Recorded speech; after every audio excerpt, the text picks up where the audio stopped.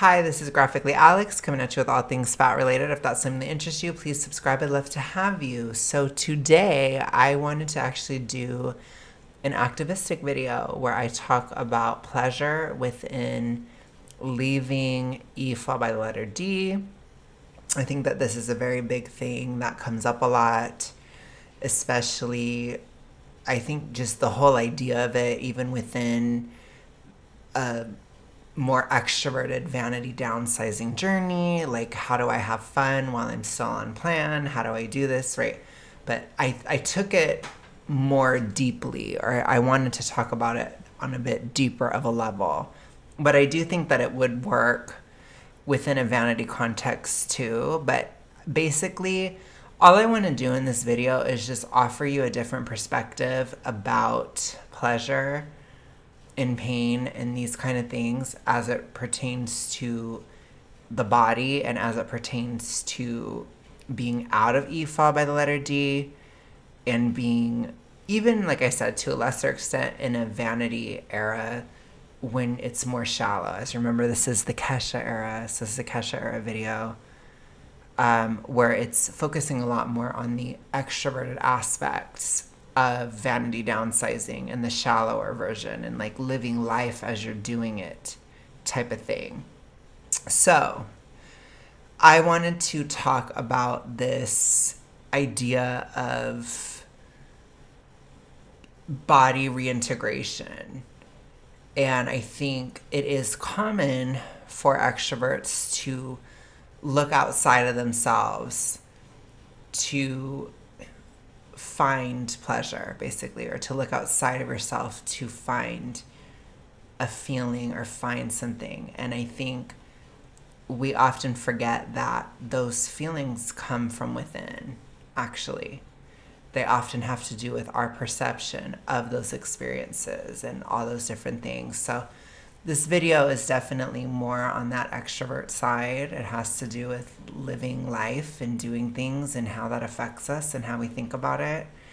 And I also want to talk about a way that can make it easier, in a sense, for some of my introverts too.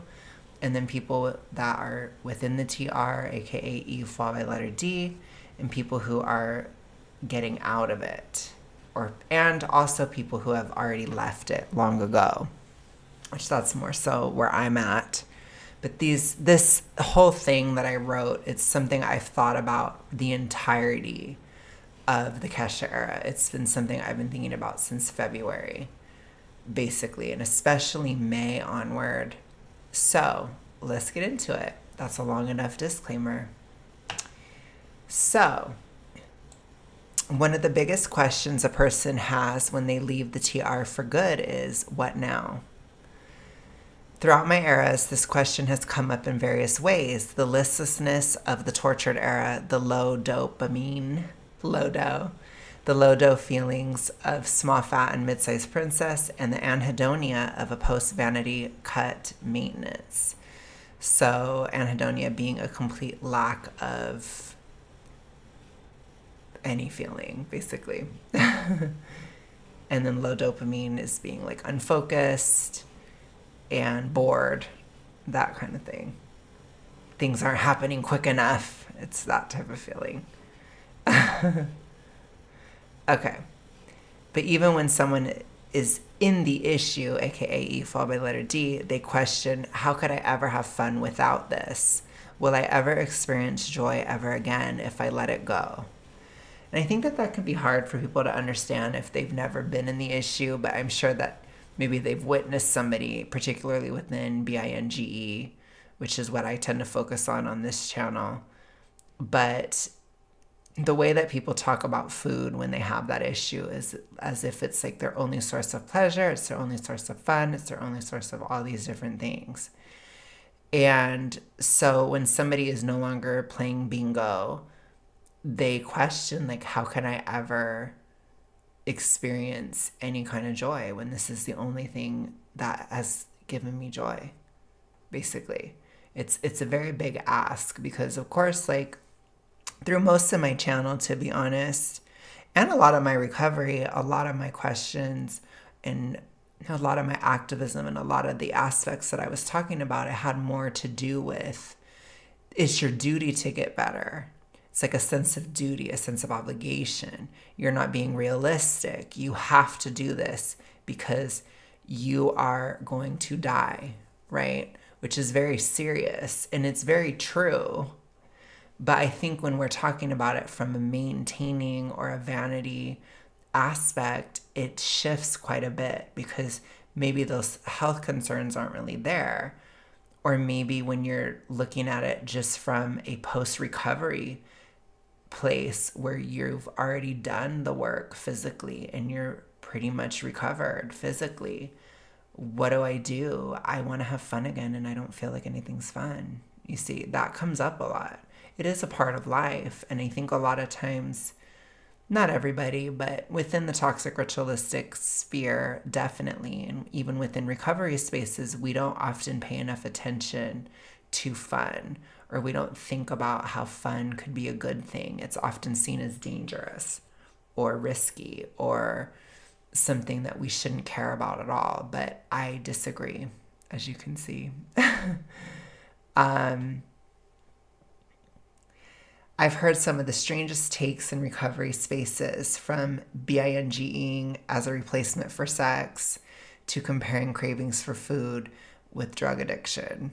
That one's a really common one. These explanations are hitting on something, even if they are misguided. So I think people are they often try to explain binge as framed around pleasure, but it's actually often the avoiding of pleasure, which I will get into. It's actually the opposite most of the time. So let's get into it. They try to frame the TR as a search for pleasure, but we know that that isn't the case. The TR as a mental health issue is framed around control and predictability. The two things. Now let me ask you a philosophical question. Is fun and pleasure the result of complete control and predictability? No. Have you ever had a pleasant surprise? Have you ever been shocked by good news? Has this surprise ever triggered a binge? For most people that have the issue, the answer is yes. So if it was about pleasure or being happy while you're doing it, then happiness would never be a trigger, but it often is. It's very common, actually. It's a very common trigger, which is why fun is seen as bad in recovery spaces, because it is so common of a trigger. It is crazy how common it is. Have you ever gone on a vacation and complained about every little thing that went wrong on the trip to the point where it stole your joy? I am sure people have. I'm looking. I'm like, I just did my trip to LA where I did a lot of grounding work, and there were a lot of like narrow misses or a lot of things where something really could have went wrong. And there were a lot of moments where things were saved by having a good attitude. And things could have been, if I wouldn't have had a good attitude. So it's like, I know the old me definitely would have been, that would have been me. That would have been me.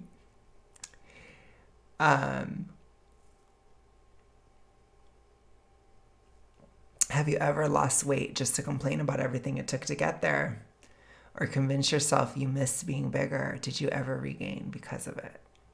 Those are some heavy questions. So I know for me, certainly in my vanity journey, I complained about everything it took to get there, like especially in the lawn era, so the past era. It was like, oh my fucking God, what the fuck is this, But I don't think there's any pleasure in that. I'm sorry. Like, it is a bitch to do. It is hard. In Akesha style, like the more shallow style, there's definitely fun to be had. And it's more like on the line. and like your attitude really affects it so much. And I think that it definitely was part of the challenge of this trip, was that I was on track.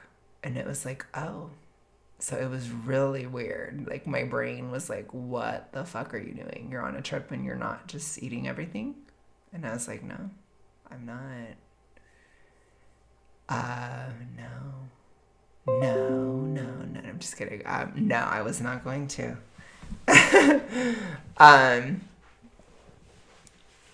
I never missed being bigger, and I never regained. No to both of those. But the first one, yeah. The first one, I have complained about everything. Yes. I've been guilty of that one. Pleasure is not the enemy of keeping the weight off. Pleasure is the answer to continuing on in a lighter cut and to staying in maintenance. And also recomp too. So all of those categories, you have to be having some fun in that area or you will fail. I will tell you that. You will fail.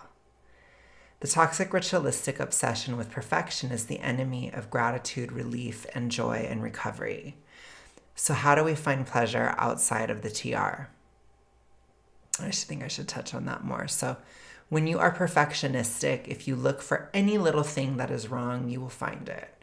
And when you obsess and obsess and obsess over these little tiny issues that are going on when you're on this trip or when you're downsizing or when you're this, when you're that, when you're in an outing with people, you're at the restaurant and you have to ask for something different, and then you're just like, I didn't like that I had to ask for it, or any little thing. I mean, I'm sure you guys are shocked, but people with EFA by letter D tend to be perfectionistic. It's probably one of the common threads throughout all of them. Perfectionistic and competitive for all of them, for sure. But the perfection side, it's very sharp and it can be a real killjoy. Absolutely. Like we often hear about comparison being the thief of joy. I also think perfectionism is the thief of joy. And to be fair, there's a lot of comparison in BINGE too. Tons. So that's also going to kill your joy. All right. So how do we find pleasure outside of the TR? The answer to this is simple, but for a person struggling with these issues, it is a revelation. So pardon me if this seems pedantic. Pleasure lives within the body, just like pain. Almost every single TR person is well aware of the pain aspect of the body, but they are totally unaware of the pleasure. It is like an extreme case of a glass half empty. It is, I have completely blocked out all perception of any water in the glass at all.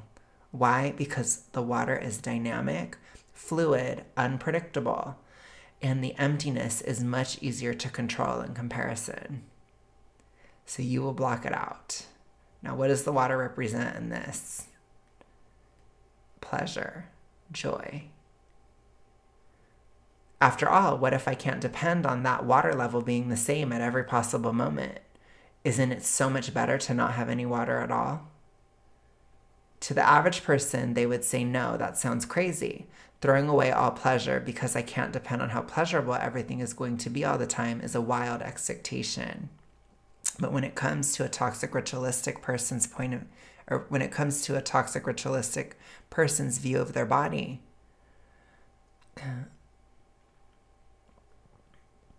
it makes perfect sense. If it always causes pain, I can depend on that. I can get used to it. I can see myself as both a victim compared to others, but also stronger than others too. You see that all the time. Society made me this way, but because I'm not, or because I don't conform in the way that they want, then I'm stronger than everyone else. You see? It works both ways. Happens all across the TR. Okay. I think that whole thing of like seeing yourself as both a victim and stronger, it's like that victim hero complex, which I think EFOB by letter D has in common with narcissism, which is interesting. But again, they're not the same thing, but there are these very strange overlaps that we see often. Okay. But let's talk about what this does to a person. This habitual way of living becomes deeply ingrained on a psychological, or even, dare I say, spiritual level. It becomes part of the running commentary of your life, the recurring undercurrent to every action you take in regard to your diet. And in severe cases, it can even bleed into romantic relationships or financial and career decisions. I see it blend a lot into those two, a lot. Like, it's bad. If I always sabotage my relationships and dating, then I know the outcome before it even starts. If I am always poor, then I can depend on that aspect of life being stable. If I completely hate my job, I can control that pain because I could always leave if I wanted to. After all, let me just say this too. You can also, people use all of those things to reinforce their behaviors and to reinforce their binges too, especially at a severe level. So it's something that can take over your whole life. And that's where people don't understand that. But the logic, it doesn't always stay compartmentalized. For a lot of people that do have a fall by letter D when they're more mild, it does stay just within that area. But when it becomes severe and it becomes your whole identity and it starts to like take over, then it bleeds because you have too much brain fry, and then it goes into the dating, the finances. Those two I see a lot. A lot. It's very common. Okay.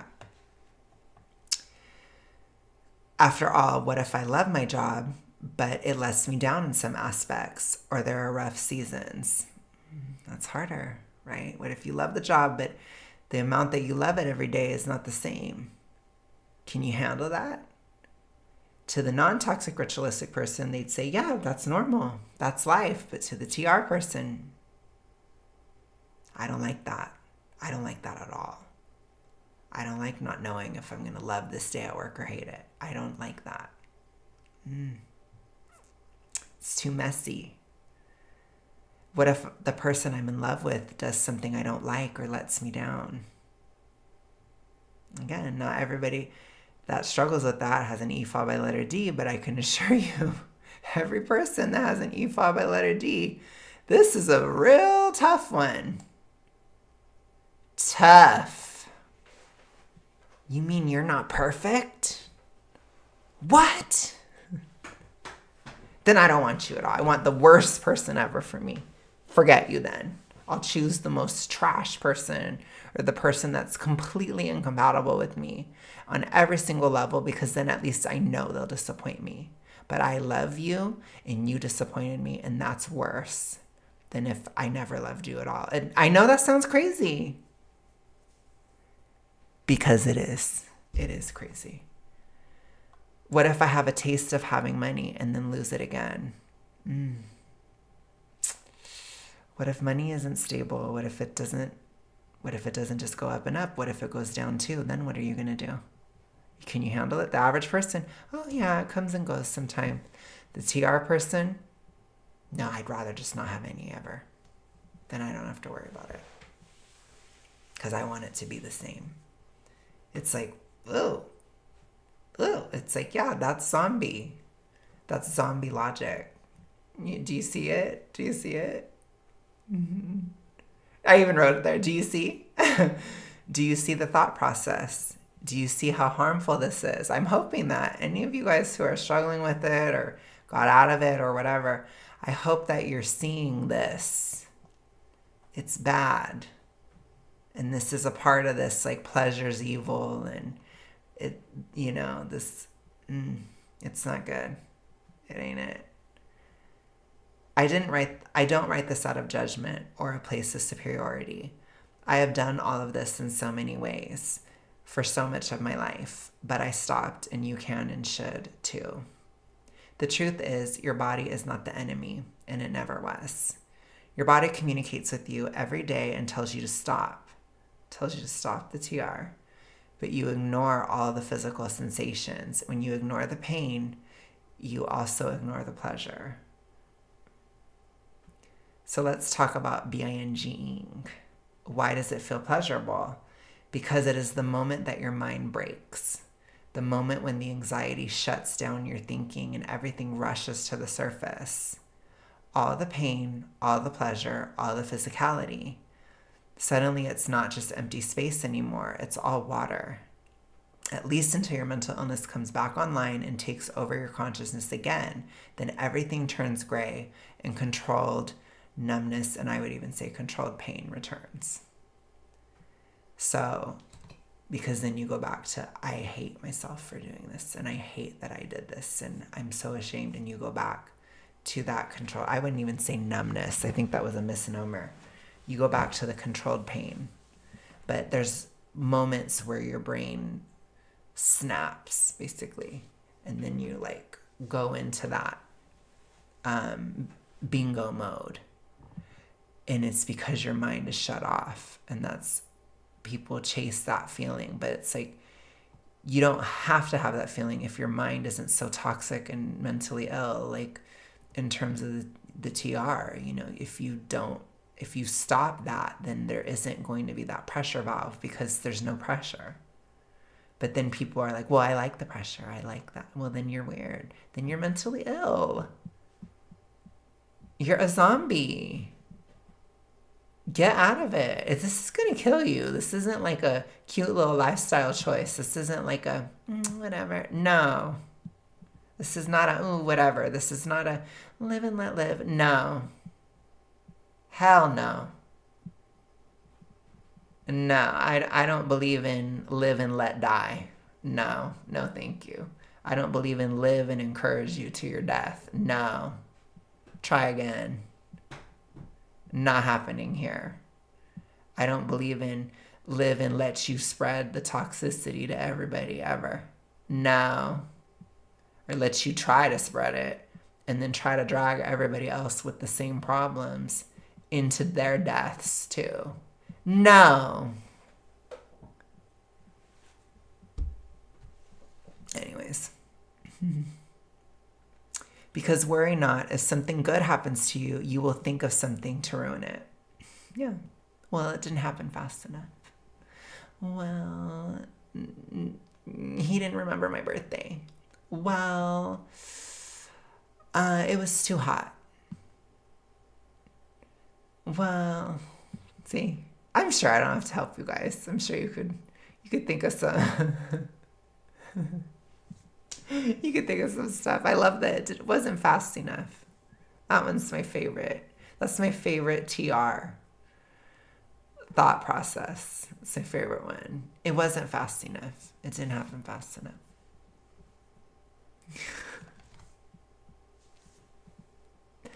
You could use that one for almost anything, I feel like. For almost anything. That's a good one. Not that I advocate it, but, you know. Anyways. I lost weight, but I still hate my body. I lost weight. People treat me better, but it upsets me because society is too shallow. That one is wild to me. That's very MSP. A lot of these are MSP coded. This is maybe the anti-MSP video. I lost weight, but I still have other problems that have nothing to do with it. Oof. Yeah, that one hurts a lot of people. They really don't like that one. That one's like a, ooh, when you've downsized and you still have the other problems. It's a huge letdown. I lost weight, but I lost friends along the way. That one's sad too. I get it, you know. I do. But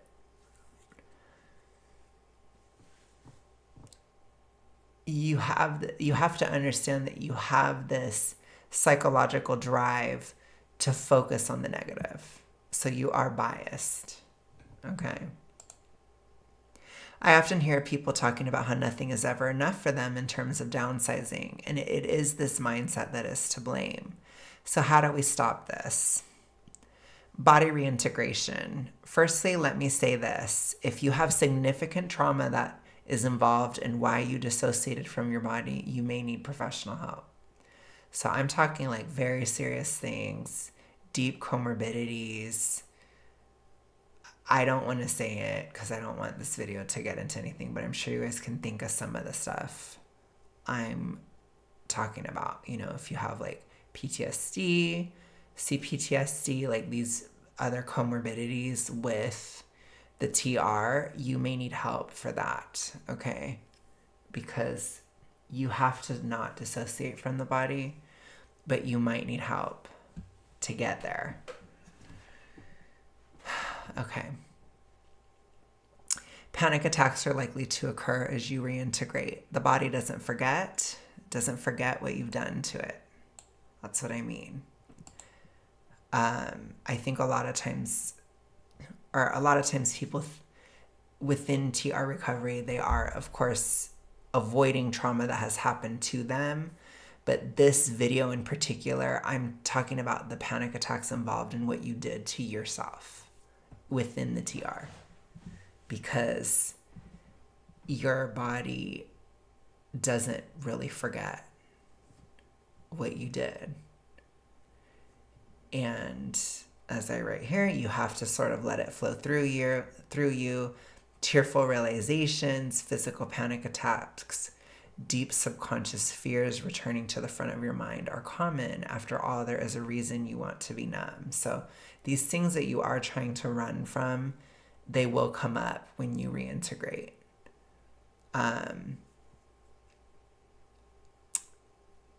And I think a lot of the toxic ritualistic drives and these kind of things can still be there as well. So that can come up. So that can tempt people. So there are reasons why people don't want to be integrated. They often will base the recovery in being dissociated, which I don't think is ideal. I think it's not sustainable. I'll put it to you that way. So I think you have to get to a place where you do the process and you come back home, so to speak. Okay. So what does body reintegration look like? To start with, honing in on the physical sensations of your body in the moment. This can be through meditation or through just literally paying attention to what you're feeling on a physical level in your body.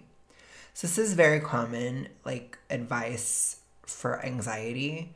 It's kind of like the mindfulness techniques, that kind of thing. Feeling physical sensations, feeling like where your body is and what different parts of your body feel like and focusing on them. I did it a lot through chakra work. That's what I did. So I would focus on specific chakras and stuff. I had to focus a lot on my root. I've told you guys I have root issues. I'm working through them though. But anyway, so I focus a lot like on my legs and my feet and this kind of stuff. And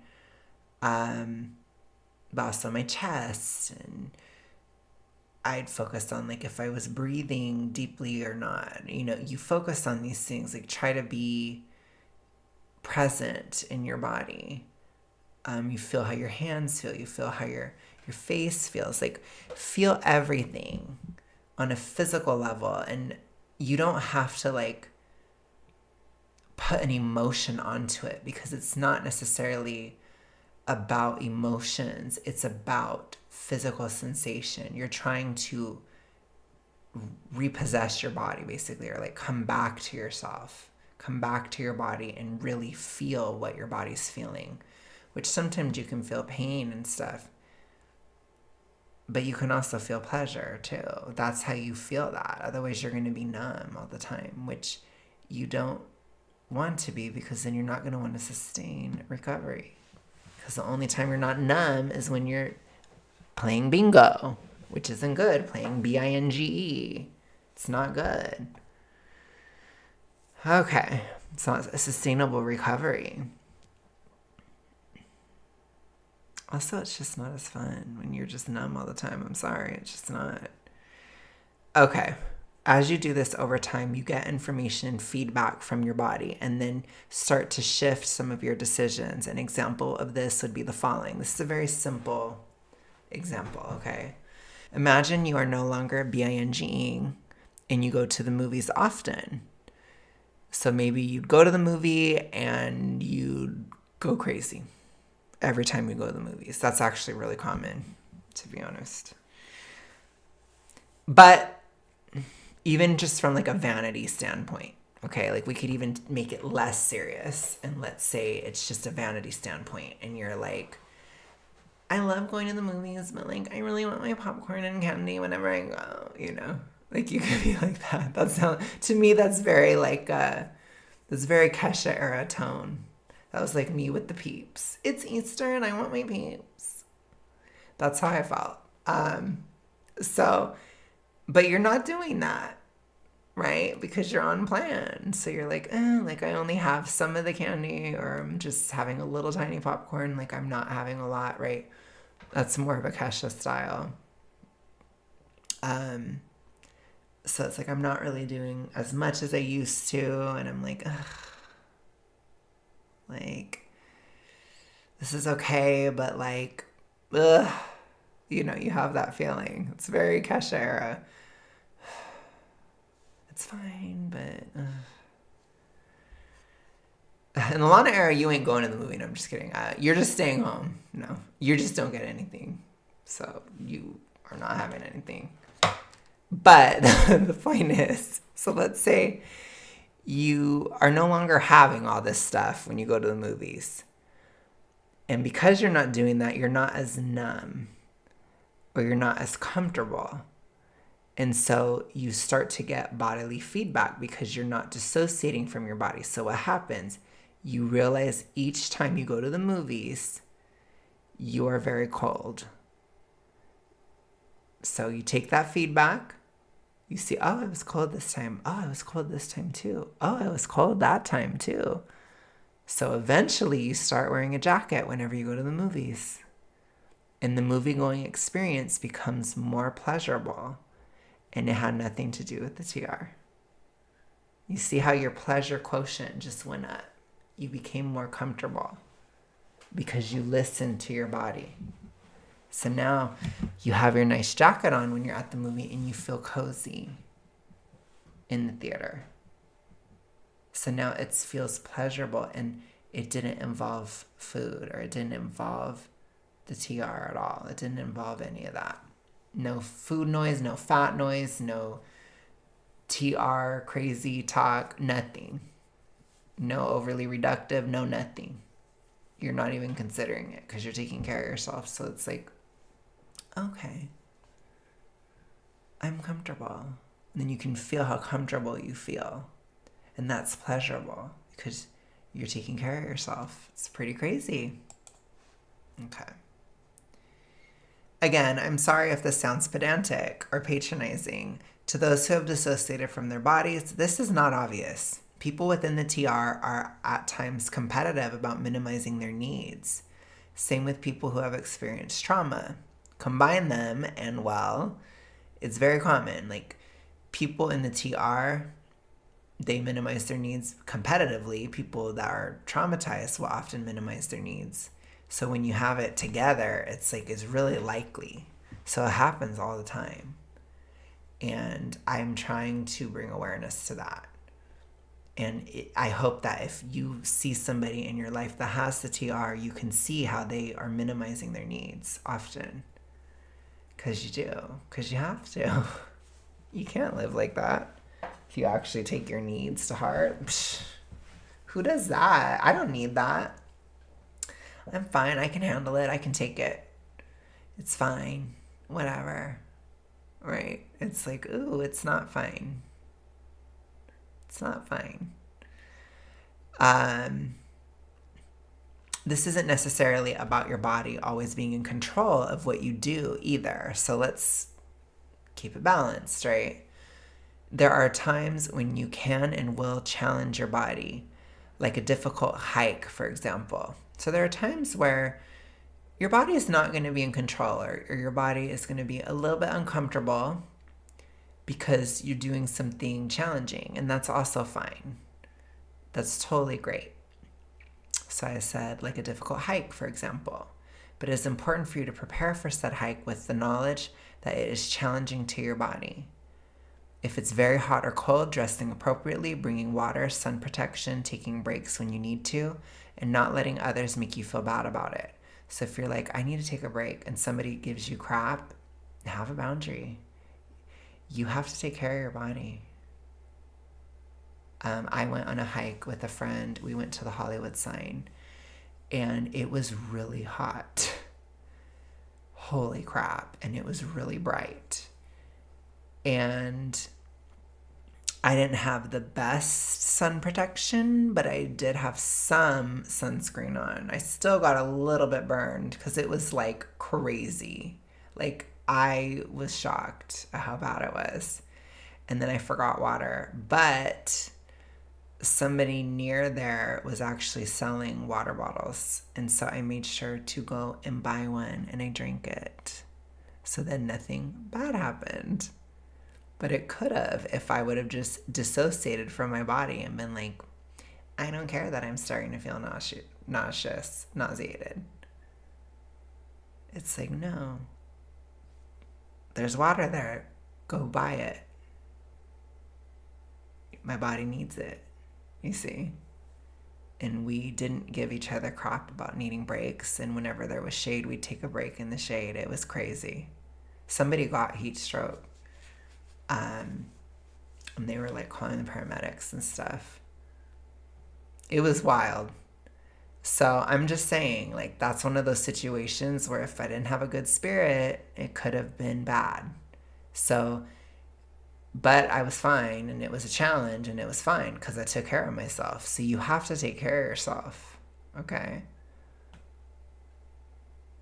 And I didn't get brutally burned. I just got a little bit burned. You see, it's a gradient. Somebody would be like, well, you still got a little bit burned. Well, you still were thirsty. You didn't bring water. No. It's terrible. You're the worst person ever. But there was water there, and I made sure to pay attention to it. You see? Are you getting it? Are you getting it? Anyways, the more you take care of yourself in moments like those, the more confident you become to engage more. So because nothing really horrible happened, I'm more confident now that my body can handle something like that, and that I can handle something like that, and I can know to be better prepared next time. So I'm even more confident to do a hike again, even if it's really hot. It was wild. It really was. I was like, this is like kind of a thrill even. It was kind of exciting, to be honest. It was like, whoa, this is crazy. It was the same thing when I went to Six Flags. It was really hot and really bright, and the rides were really crazy. But again, when you're like weight normalized and healthier and you're taking care of yourself in general, it's like those challenges can be thrilling. And it's fun, and it gives a lot of pleasure, and there's like a satisfaction after. It's like, oh my gosh, that was cool, or oh my gosh, and then you have a story to tell, and it's like, oh my gosh. And I know, like, to the extroverts, you guys are probably like, well, duh, but again, I'm talking to people, I'm talking to TR peeps. A lot of TR peeps, they go shut-in mode after a while. You have to start avoiding people because people are going to tell you to stop. That was dark, sorry. Anyways, okay. All right. The more you engage and understand that discomfort is a part of the experience, the more pleasure you will feel. So when you accept that there is a level of displeasure to a hike, then you actually have more fun. Then, well, this isn't... When you have all that going on, then it's like, oh, then you're not having as much fun, you see? When you accept that there's a little bit of pain in the pleasure, and there's mostly pleasure, but there's a little bit of pain in it, then you actually have way more fun, okay?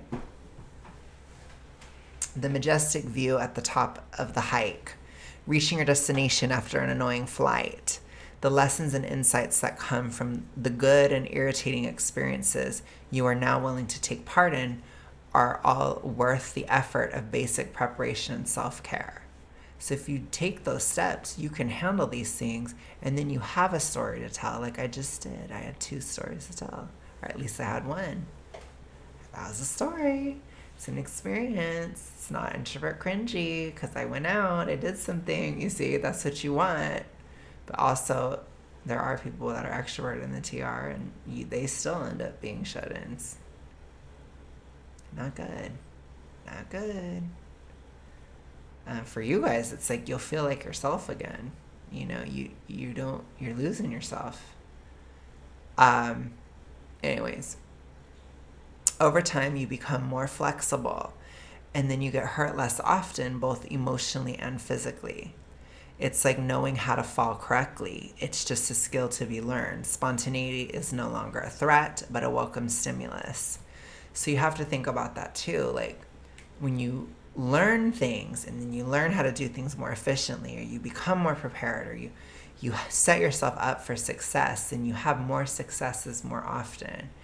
And then it's like if something goes wrong, there's less off that day, so you can handle it easier. Because if it's like, well, I was burned to death, I didn't have any water, I didn't have this, and I was dressed in a jacket and whatever. Like, I mean, I could have been horribly prepared for that hike beyond. I was totally out of shape, for example, too. That's part of it, too. Like, so didn't have any cardio, like no conditioning. And then I'm on there, it would have been like it was still hard. It was challenging. But I had done some fitness stuff, over the past year. So I could handle it. And it was like, okay, I understand why people do this, because it is challenging, but it's fun too. So it's like, okay, we got it. And because you're more flexible, it's like you don't get hurt as much. It's like you have this like spongy quality to you. And I would say that both emotionally and physically, where it's like you can handle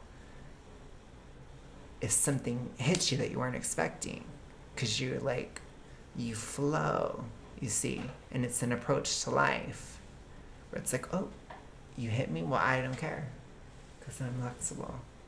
So I can like get out of the way really quick because I'm aware. And you see, that's how it works. You just like flow through it. And I did that on the hike because it was not fun. And I just told my friend, I was like, let's just have a good spirit about it and blah, blah, blah. Because it's really hot. And I was like, you're not being a little bitch. Because she was like, I feel like I'm being a little bitch. I'm like, you're not. It really is intense. This is an intense hike. So if you need to take a break, do not feel bad about taking a break. I will take a break with you. I probably need one too. And we got through and we both had fun. You see? It's a very bonding experience. It was fun. But it's a little crazy. It's a little cuckoo.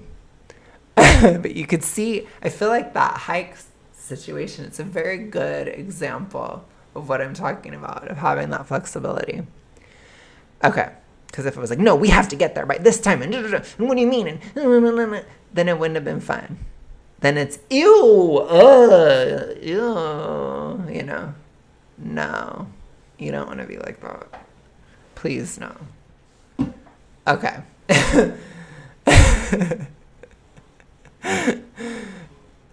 That spontaneity and flexibility is how you have better experiences in general, and those experiences are how you have pleasure outside of the TR. That pleasure is a part of staying out of it. Okay? So, for example, I'm going to be seeing a concert soon with my mom, and we're a little worried about if it's going to rain here in Alabama, because it always rains. But I told her, let's just buy a poncho at Publix, and then we can just have it on. So with a little bit of preparation, it doesn't matter. And so then if the rain comes, you can handle it, and it'll be a hot Alabama rain. It'll be some Lana-style rain. It'll make it a whole moment. And it's just a little bit of preparation. You see the difference it can make. Then you have more fun. So I'm just saying, flexibility, it's a great thing. It really is. Okay. Secondly, be aware of how you think and talk about your body. You are not simply inhabiting your body. Your body is a part of you. I really hate that. I hate how fat activists say that all the time. They're like, I reside. People who live in a bigger body. People who reside in a bigger body. It's like, it's not, my body is a vehicle. Your body is not a vehicle. Your body is you. Like, stop it. You're like dehumanizing yourself. I don't love it. I really don't like it. Your body is you. Your body is a part of you. Your body is you. That disconnect is something to look out for if you have struggled with E fall by the letter D. Even if you were to view it from a spiritual or religious perspective, almost every practice, even if you were to view it from a spiritual or religious perspective, almost every practice says to treat your body as a temple. You are supposed to care for your body as if it's sacred.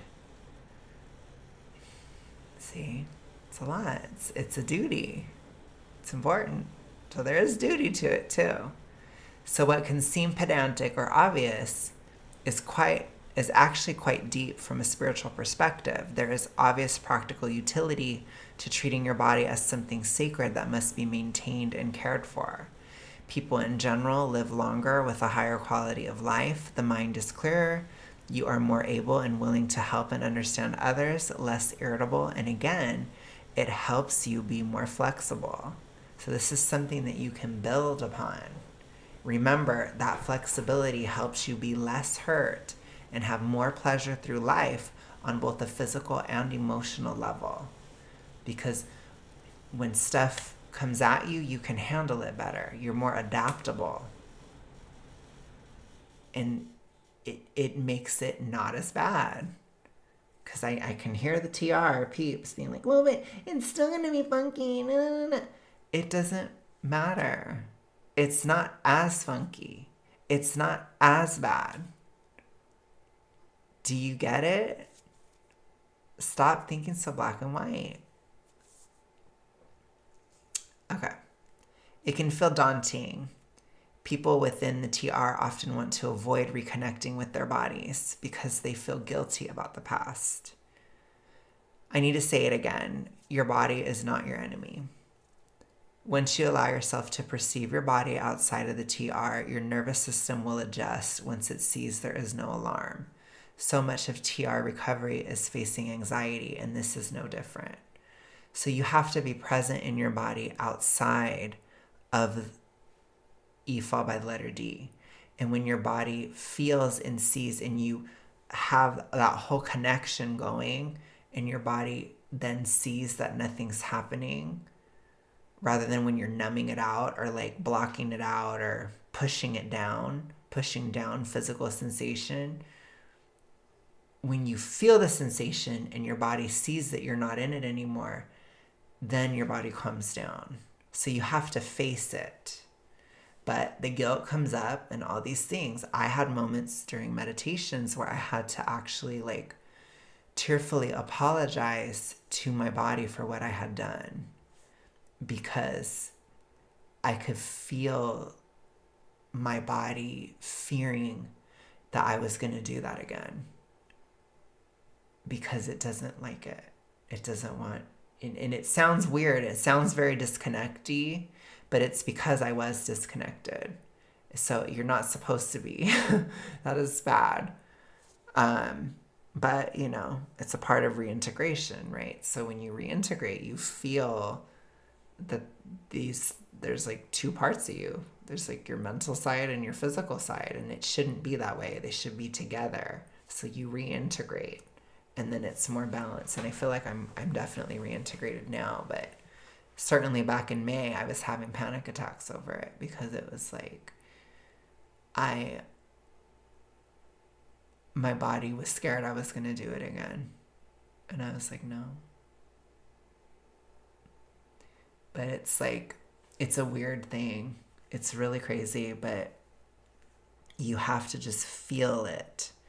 Like, feel your body outside of it. And your body will calm down. I think that that's so many things within TR recovery is you're just so scared that it's never going to end, and it will.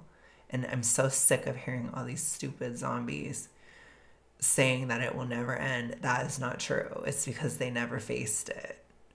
They never sat in it. They never dealt with the anxiety. And again, if you have a comorbidity like CPTSD or PTSD or whatever, you need to get help for that. The TR is no treatment for that. It is not. So,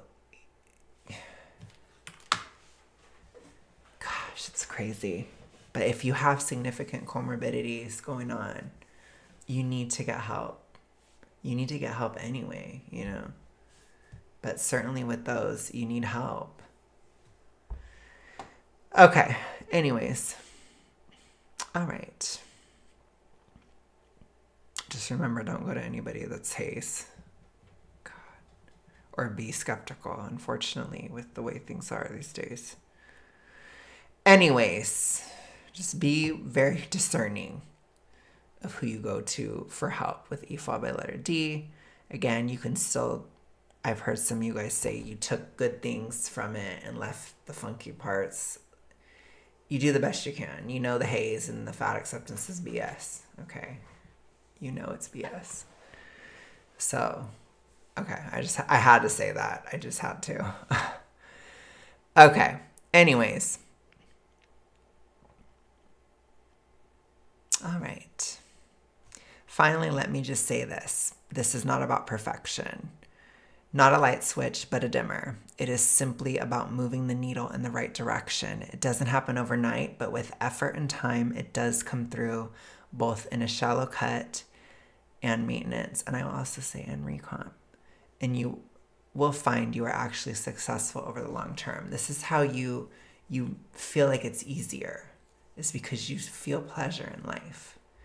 So I don't want you guys to discount that or say it's stupid or it doesn't matter. It does matter. It's not stupid. Pleasure is not stupid. You're not a better or smarter person because you never have fun. It means you're probably not working smart. You're working hard. And it's not bad. There are times that we have hard times. I understand that. But they can't go on forever. You have to find pleasure in things eventually. And so if you can, go on a hike. Go on a hike and find pleasure in it. And tell me how it goes.